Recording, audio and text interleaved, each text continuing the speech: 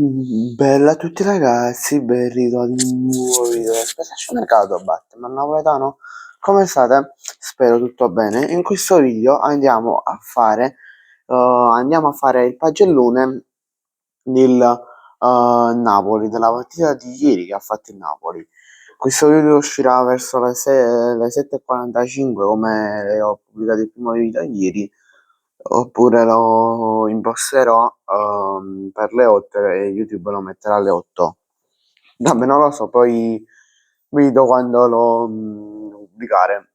Allora, come ho detto nell'intro, andiamo a fare il pagellone della partita di ieri. Napoli che perde, cioè no, scusate, no, perde, mi sono confuso, pareggia contro il Verona, 2-2 per il Napoli di Di Lorenzo e di McTominay, e poi per il Verona Frese e Arbon.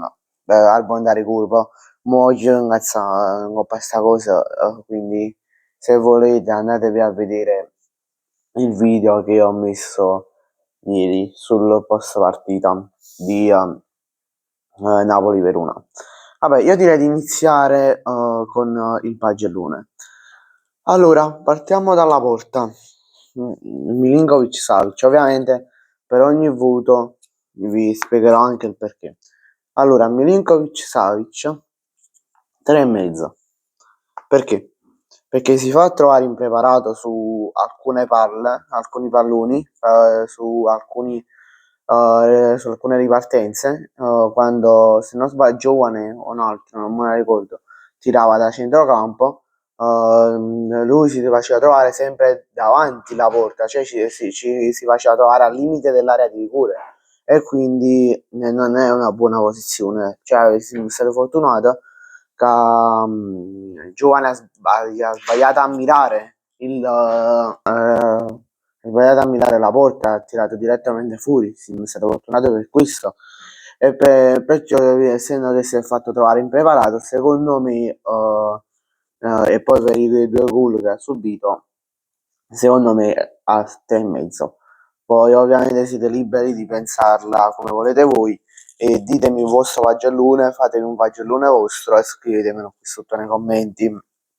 Poi Di Lorenzo 8,5, che ha anche il migliore in campo e ha fatto una partita straordinaria. C'è stato lui e McTominay, sono stati i migliori che hanno giocato in campo. McTominay, Di Lorenzo, e anche vogliamo mettere pure Marianucci, mettiamolo, sono gli unici che hanno superato il 6, sicuramente sono stati gli unici tre a superarlo. Vabbè, Rachmani 5,5, Buongiorno 5, si sono stati trovati un po' impreparati. Secondo me la difesa del Napoli, una cosa che Conte ha sbagliato nella partita, che ha messo Buongiorno al posto di Jesus. Jesus in questo momento sta giocando triplo, il quadruplo meglio di Alessandro Buongiorno. Sta confermando, anche se Buongiorno è più giovane, quindi ha più margine di carriera rispetto a un Jesus che ha 34 anni. Però in questo momento Jesus è molto superiore a Buongiorno. Per la difesa, vabbè, solo questo si doveva cambiare.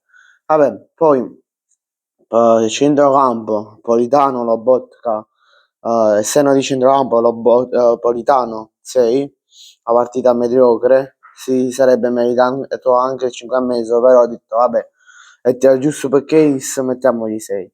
Lobotka 6, McTominay 8, e era tanto così da, per prendere anche lui 8,5.